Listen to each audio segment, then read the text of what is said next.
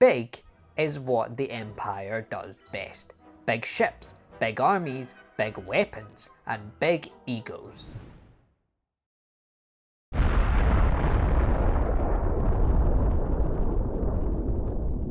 We now know that those last two do not make a very good combination, do they? The Empire is constantly pushing the bar in terms of scope, building bigger and bigger as a means to show all those that would dare to oppose us just what a monumental and definitely stupid undertaking it would be to do so.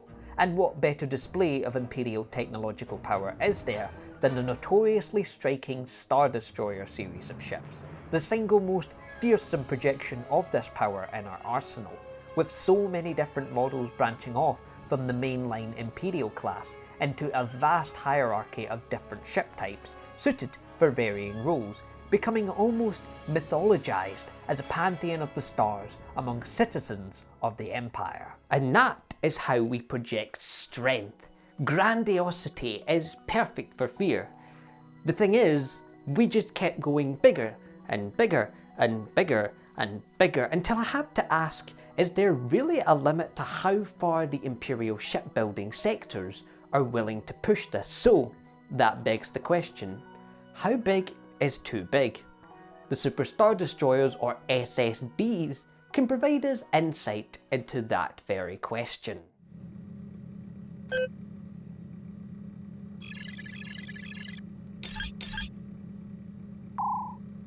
The SSDs are the epitome of bigger is better, which is the approach that the Imperial shipbuilding sectors, with orders from High Command, have decided to adopt for these models, with ships in the SSD range being some of the biggest vessels the Empire has at its disposal, and especially with their introduction into the Civil War, they have proven to be quite excessive. If you're especially skeptical about these ship models, then hopefully by the end of this holo reel you will come to have an open mind. Not that any of us Imperials, myself included, are any good at that, but we can pretend, alright? So first we have to get you up to speed on just what exactly classifies as a Super Star Destroyer. Super Star Destroyer is a term used to identify many different ship models that are both exceedingly large and requiring a crew count one might consider just a little bit bloated. From the get-go, these ships are built to take command of the vast naval fleets, bringing with them overwhelming firepower and an expansive toolkit of internal ship-wide mechanisms designed to contribute to the large-scale naval logistics and starfighter core operations that occur daily within all Imperial fleets, fulfilling the exhaustive directory of Imperial Navy assignments and being able to do so as one single ship, as opposed to having many Imperial class fleets coordinating and taking far longer to do the exact same thing. But overseeing all this immensely technical naval operation is no walk on the boo. It takes someone with years of naval command experience and a steadfast display of confidence, leadership and decision-making skills to be the one on the bridge of such a sophisticated and often overwhelming vessel, and that includes dealing with a lot of the logistics baggage that comes with a promotion to captain or admiral of an SSD, which, let's be honest, is that really going to be you anytime soon? I mean, just look at you, you're just sitting there on your backside just waiting for that promotion. That's never going to happen, aren't you? Unless you're in cohorts with someone up the ladder, if you know what I mean. You know what, for reasons pertaining to the ISB, forget I said that. So let's just start with the Executor. While the most basic of the SSDs, the Executor Dreadnoughts are absolutely the first image that comes to mind for most people when we talk about these ship types, and for a good reason. They are by far the most abundant in numbers and are the most involved in the day-to-day engagements of the Civil War. And if you ask me, their design is elegantly simple yet very foreboding, looking more like a giant ship-sized dagger ready to stake into the heart of the Empire's enemies. Being the biggest of its SSD brethren, the Executor class comes in at a dizzying length of 19,000 meters or 11 miles, which is an immense jump in size from the Imperial class vessels and those in that smaller size bracket, with no in between. It is an extremely stark difference as a result of the Executors and their roles as dreadnought ships, simply meaning a ship of immense size and firepower.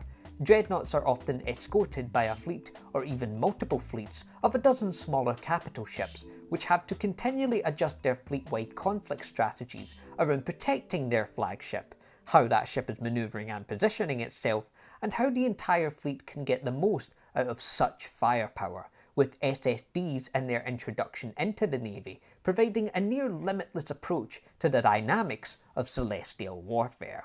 You know what's funny? Some of my fellow Imperials are burdened with something called megalophobia and absolutely hate looking at this thing when it rolls around, especially during surface deployments. They say its size feels unnatural, especially when it gets close to the ground, which, let's be honest, that just sounds like nonsense rebel speak to me, as no size is too big or unnatural for the Empire. Other SSD models, however, are quite rare to see and haven't reached the same production capacity as the Executor class. These models are often kept out of the public eye in layers of Imperial secrecy. Not sure how we have managed to do that with ships bigger than cities, but there you go.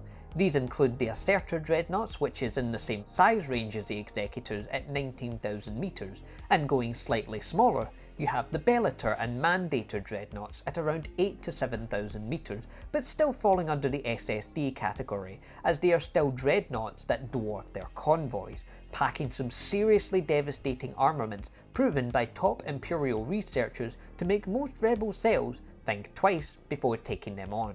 If we continue to use the Executor as our example here, this ship and other models like it are so large you might as well call them flying Imperial cities, with most of the population of these ships residing in their SSD superstructures, which you'll notice are these enormous protruding metallic heaps, some looking like, well, that, and others looking more presentable and structurally up to code. These make up the internals and externals of these vessels, I guess, built to keep the unbelievably immense amount of power produced by their solar ionization reactors flowing through the many miles of interconnected valves, pipes, power conduits and circuitry. To keep all of that running, for the Executors at least, is a ship-wide population of almost 300,000 enlisted naval personnel of both the Navy and Starfighter Corps, with anyone else hitching a ride on one of these things putting that number up. That is an unbelievable amount of people for just one ship, let alone the 12 of them currently in operation. And oh yeah, that's just the Executor model, don't even get me started on the others. But I think you can start to paint a picture in your head of just the amount of resources that Imperial High Command are putting into these ships. So, thank the Emperor we have access to an entire galaxy's worth of resources to pull from. The other models don't have a crew requirement as extreme as the Executor or Assertor, thankfully. But being SSDs, they still make hefty demands from their crew either way, with the Assertor needing 130,000, the Mandator likely having a similar if not smaller crew count, with the Bellator being the smallest of the bunch, which for an SSD isn't saying much since it's still enormous. But to be honest, I could not locate an exact number for those last two, but if I had to guess, I'd say they would have a count between 70 to 100,000 at least, so take that with a massive grain of spite, but that is just us Imperials doing what we do best and classifying things for you. Now, I mentioned that the Executor class and the other ships are designated as dreadnoughts. Well, let's get into a bit more detail about this, shall we, and ask what makes a ship so deserving of being categorized as such. If you have been paying attention, which I hope you have, you'll know that sheer unbridled power is the common attribute tying all of these dreadnought models together. Specifically, firepower. Firepower that is so unimaginably devastating and overwhelming, the mere mention of it potentially being utilised by Imperial forces in battle is enough to shift an entire enemy naval fleet's approach and strategy to a conflict.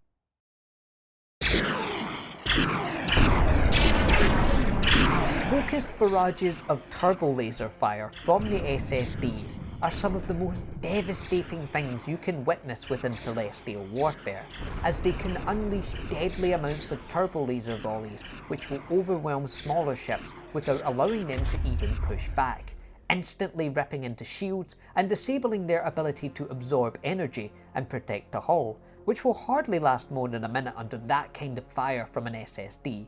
So if you now multiply that across an entire enemy fleet, then it is at this point now that you should start to understand just what I mean when I say that enemy fleets have to adjust their tactics when going against an SSD, because if you're bunching your ships together in a close formation fleet against that kind of concentrated firepower, well, you may as well just hand over your entire armada to the Empire at that point, don't you think? But someone has to give the order to unleash such firepower. So, to command a dreadnought, it's to be the one bringing the Empire's biggest guns to the front line. Let's see, would you know what to do with the 1750 very turbo laser types of the Executor? Or how about the 30 ion cannons and 80 different turbo laser types of the Assertor? Or the Bellator, which is unique in this case as it has sacrificed a bit of firepower for increased speed and manoeuvrability, making it capable of flying circles around most rebel fleets. Knowing how these ships work effectively and understanding their ins and outs is crucial to avoid losing them in battle, and this is why only the most worthy of naval officers really should be at their helms. Overall, dreadnought simply means that a ship is of immense size and firepower and is often used as a heavy-hitting command flagship in a large-scale warfare operation, and that is what you can see the SSDs doing on the daily, isn't it? So just keep that in mind if you ever do make it to the bridge of one of these ships. But there is one specific Executor that most Imperials know all too well, and that is Vader's own personal flagship, the Executor. The name is confusing, I know, just don't think about it, but this ship is one you probably don't want to be on the bridge of, as it has a very frequent commanding officer turnaround, let's just say, as Vader is always giving you and upcoming officers the chance to test their mettle when it comes to understanding the intricacies of overseeing such a large vessel.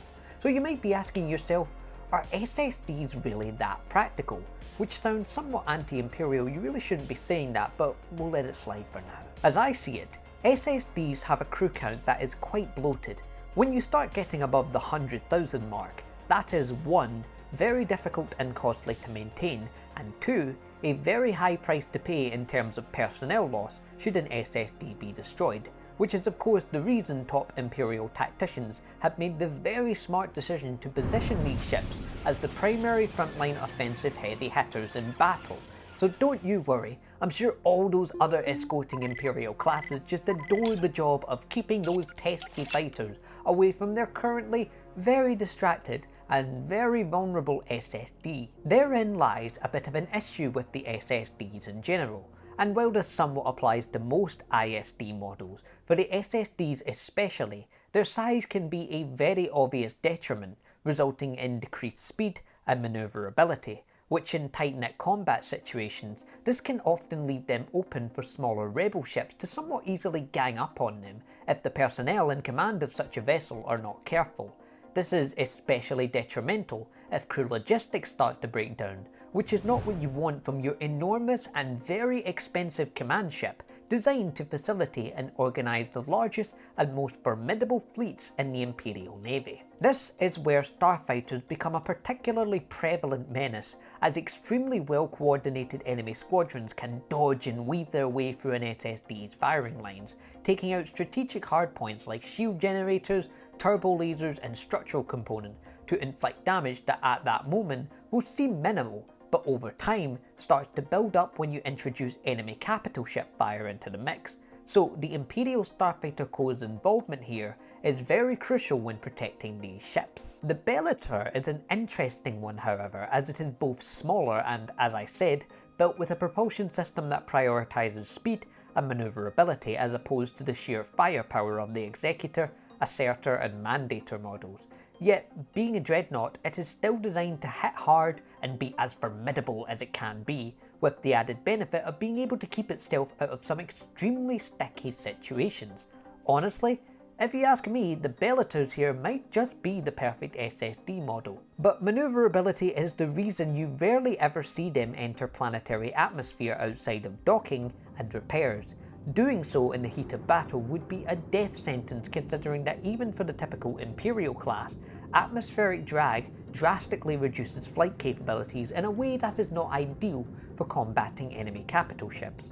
As such, depending on the type of conflict, SSDs will typically prefer to hold back and provide both engagement instructions and covering fire in situations such as this, suppressing both rebel ships and command structures with vast barrages of turbo laser fire.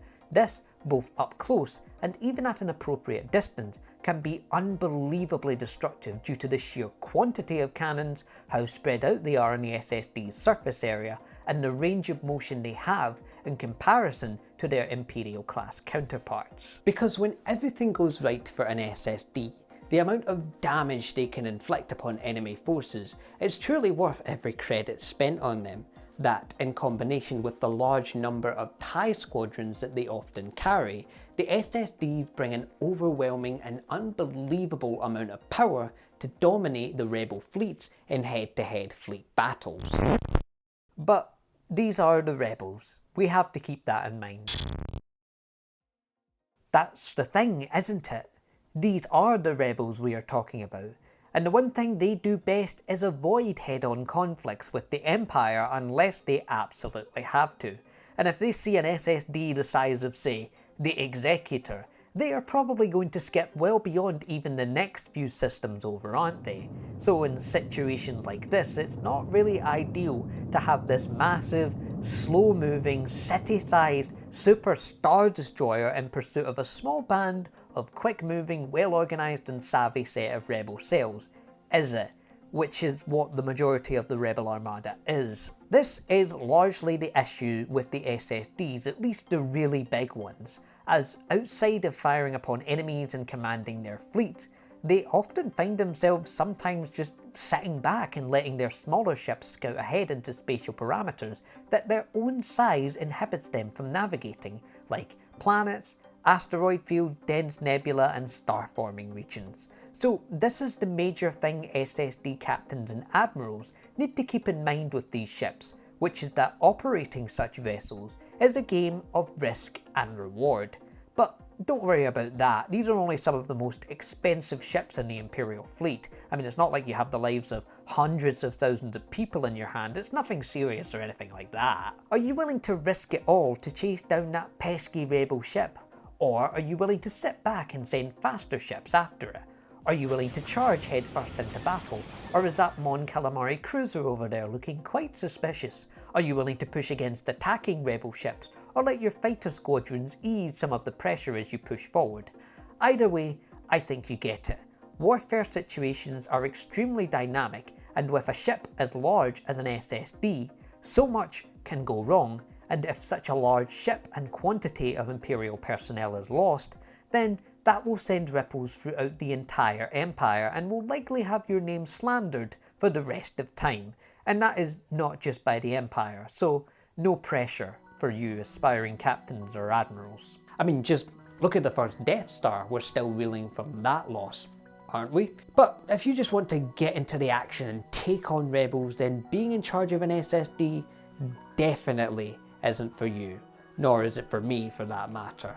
But all that strategy stuff is boring anyway. But those are just a few reasons why the SSDs and their capabilities are some of the most absurd things the Empire has come up with. But I would really like to know what your thoughts on the SSDs are. Do you think that they are too big and impractical, or do you enjoy witnessing the firepower they unleash? You know where to comment. So with that, feel free to leave a like, comment and subscribe to become a part of the Empire today, and with that, long live the Empire and may the Force be with you.